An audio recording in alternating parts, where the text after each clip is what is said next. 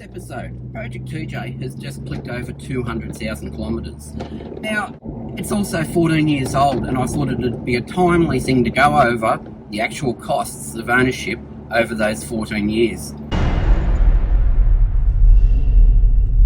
Hey guys, I'm Daryl and welcome to Project 2J. That's right, it's clicked over 200,000 kilometres today, and I thought it'd be a good idea to go over what the actual ownership costs and experience has been over those 14 years of ownership. I'm not going to go into the modifications today because that's something that I do for myself. I'm going to go over what's gone wrong, what it's cost to repair. However, those repairs are all based on me buying the parts and not factoring my time into it, because for me it's a bit of a hobby. Now, before we drill down into all those things, I'm a serial car buyer, and in the past I've leased a car or purchased a car every 3 to 4 years, and within the family there's generally been at least 2, maybe 3 cars shared between 2 people. I generally like to have a 4-wheel drive of sorts and a sportier mode of transport. Those vehicles have ranged from BMW, Audi, a couple of Lotuses, Cooper S, HSV V8 locally produced ute, which was a surprise because I really enjoyed that far more than what I should have.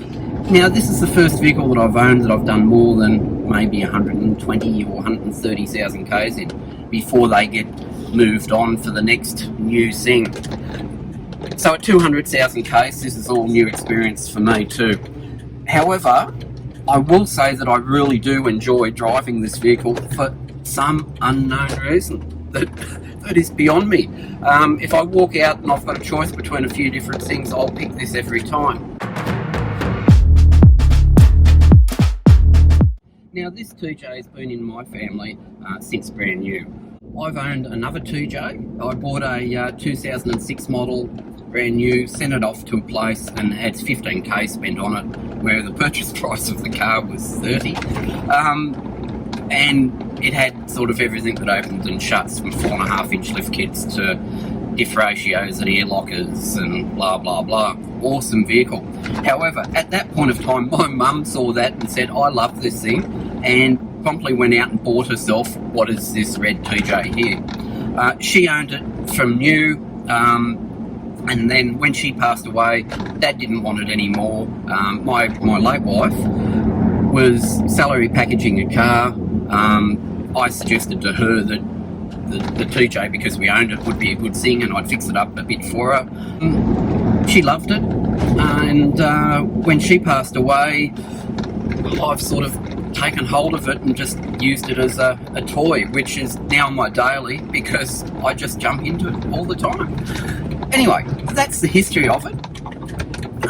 We'll stop and we'll go over all of the stuff that's gone wrong with it, and there's not a lot. There's a bit more restoration at this point of time, I suppose, after 14 years, but we'll go over the complete cost of ownership experience, and we'll break it down from there.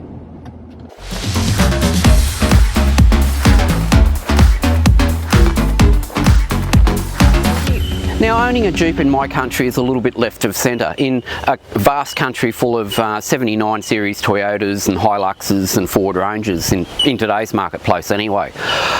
Although JKs and particularly Gladiators, they must be selling quite well, because I'm seeing a lot of them, so that's a good thing. However, parts availability has always been a little bit interesting compared to Toyota parts availability. As such, as I've said in previous episodes, I just go straight to the US and ship them over, and from Rock Auto the stuff's here in 5 days. Now, within each manufacturer's model range, there's generally a couple of stars they have over a time period, and for me in the Wrangler market, the 2J is one of those stars. The 4-litre straight 6 just lasts forever. It's reliable as, and pulls like a 15-year-old, which is this now is. And that it's young enough that it has coil suspension all around and things like that, so we're not agricultural leaf springs like the previous model to the 2J. However, it's also not that young that we've got multiple computers everywhere. For the DIY guy, which I am, is a bit of a pain to work with. you can get around them, and it's just working out what software will work with them. However, this 2J is so easy to work on, and it's just like a big Meccano set. I've had it said to me that, oh, that car is a really basic car. Yes, it is. That's why I have it. Anyway.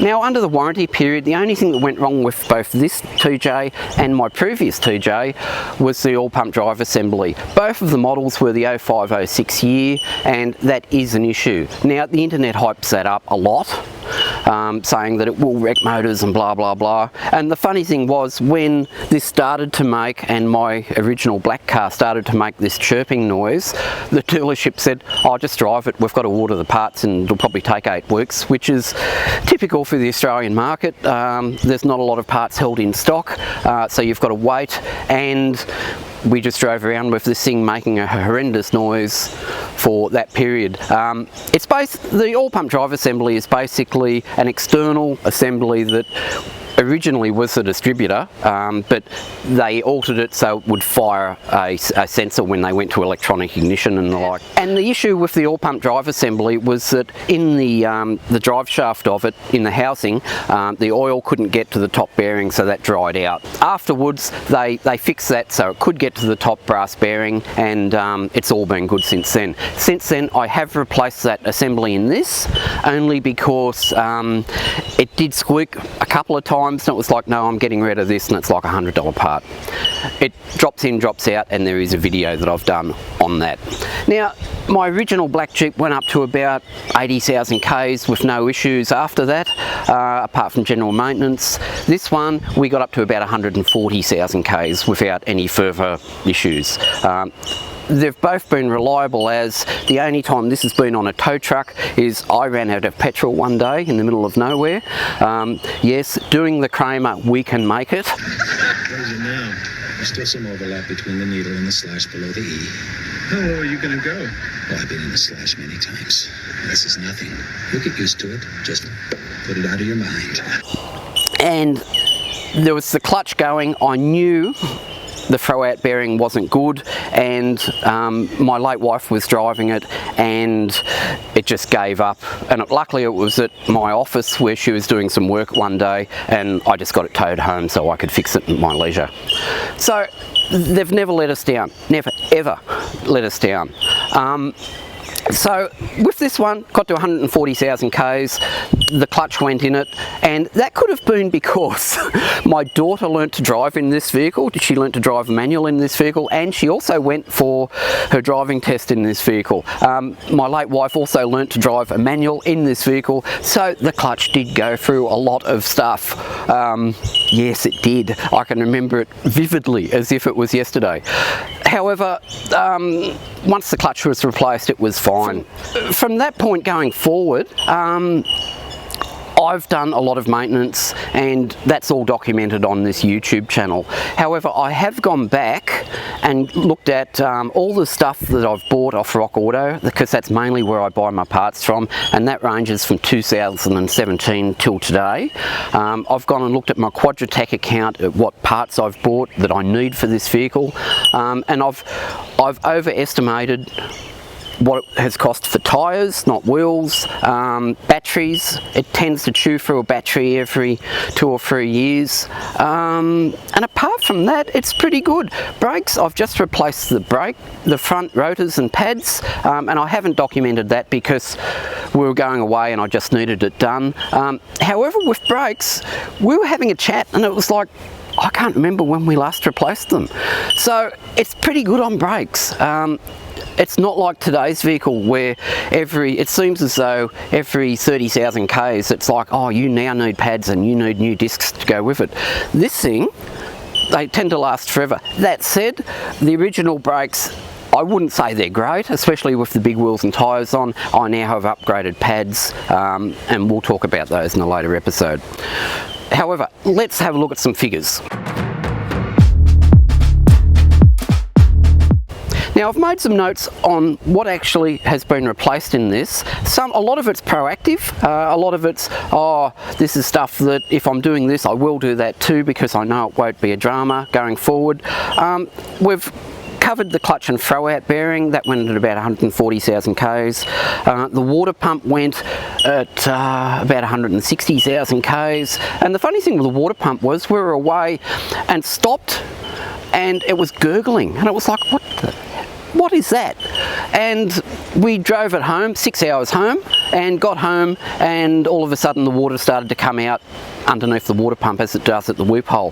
So it got us home still. I've replaced the fuel pump, and I think at the time I was looking at issues that I was having that turned out to be worn out spark plugs, because I just didn't diagnose it properly. And I replaced the fuel pump, and I thought to myself, it's getting up there, it's like at 170,000 k's or something. Let's just do it so we know that that's fine going ahead.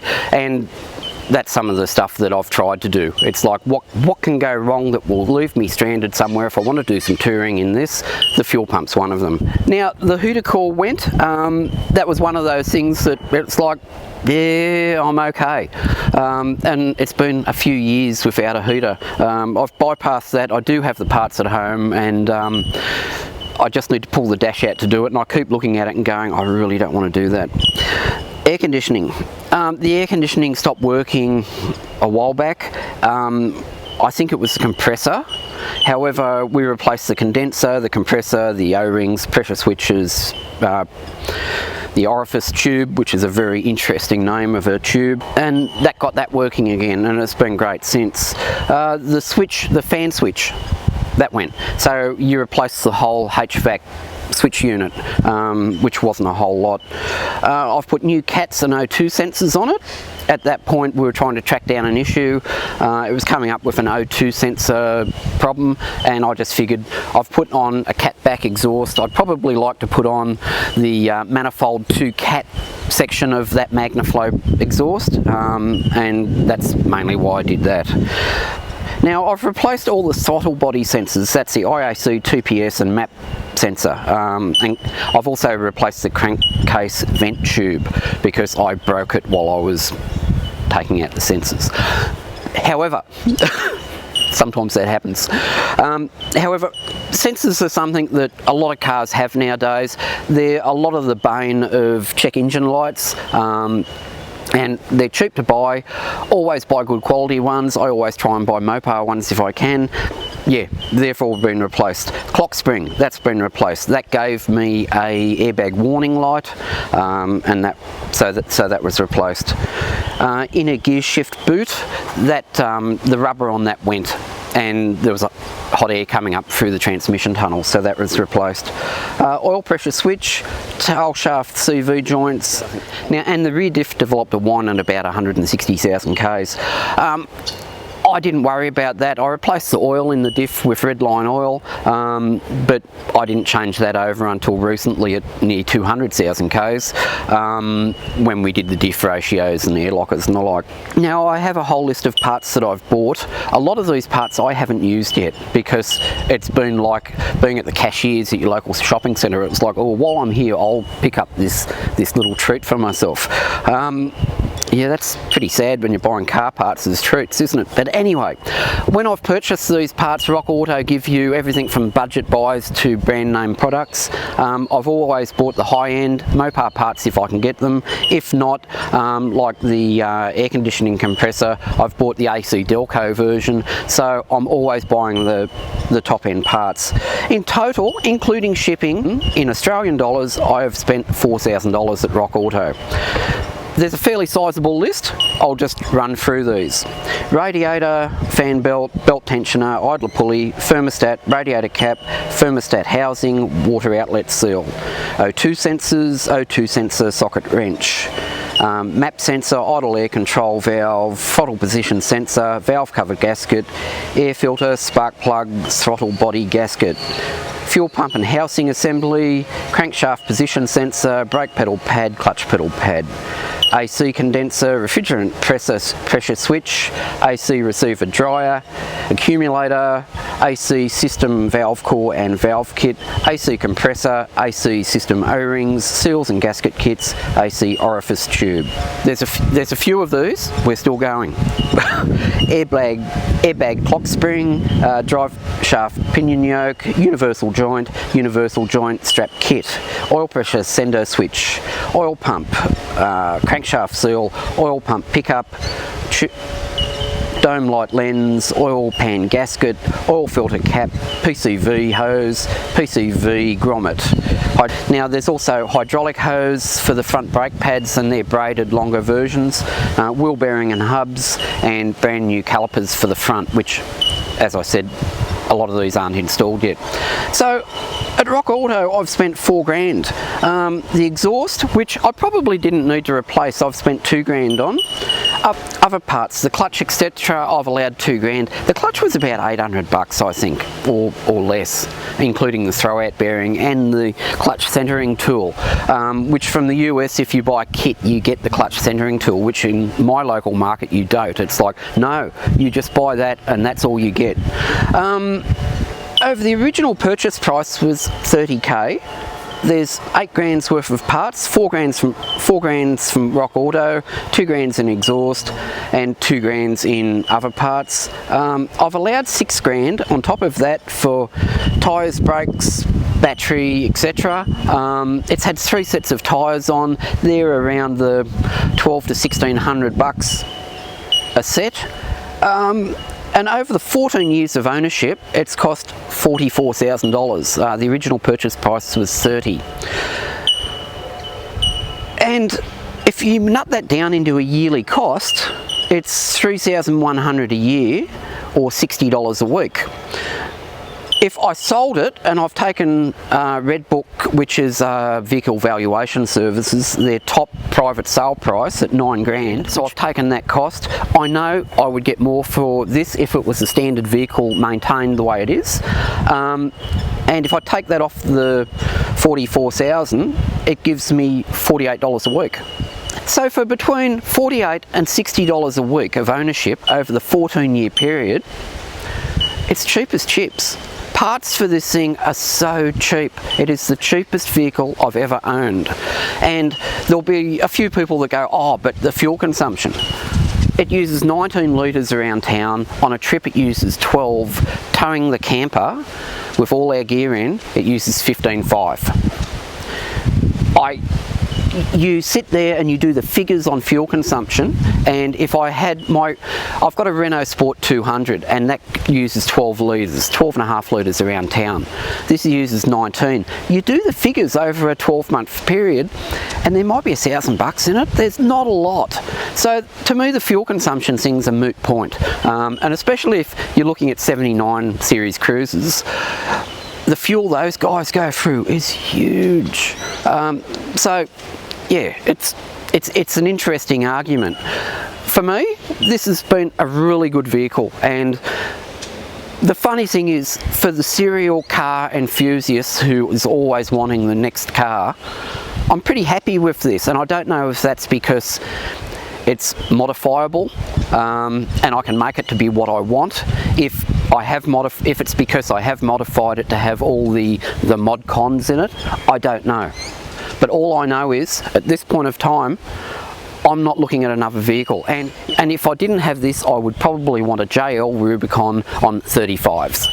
I like the short wheelbase vehicles. I'm a short wheelbase four-wheel drive guy. I have had dual cab Hiluxes before, hated it.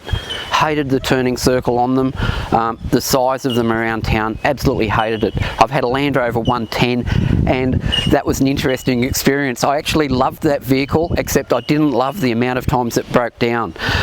This has been awesome. It does everything that I want. If I want it to be a convertible, it can be a convertible. If I don't want the convertible side of it, it won't be. And then there's the safety aspect. Oh, it hasn't got 5-star rating. I ride a Ducati on the weekend. What's safer, this or the Ducati? I hazard to guess that this is that. And I'm the type that takes responsibility for my own actions. I know when I get into this, it's not as safe as my Renault Sport. However, that's okay because I'm willing to take the responsibility.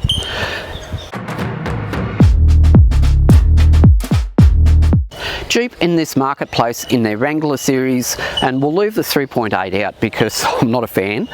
However, in their 4 litre 2J and their 3.6 JK and JL and JT versions, Jeep does not deserve the reputation in this marketplace that some people give it.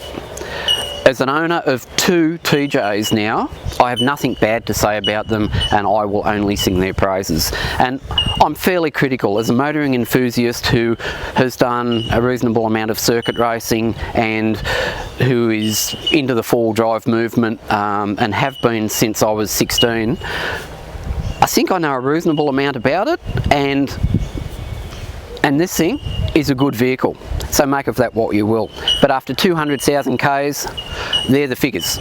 That's the ownership experience. I hope your vehicle treats you as well.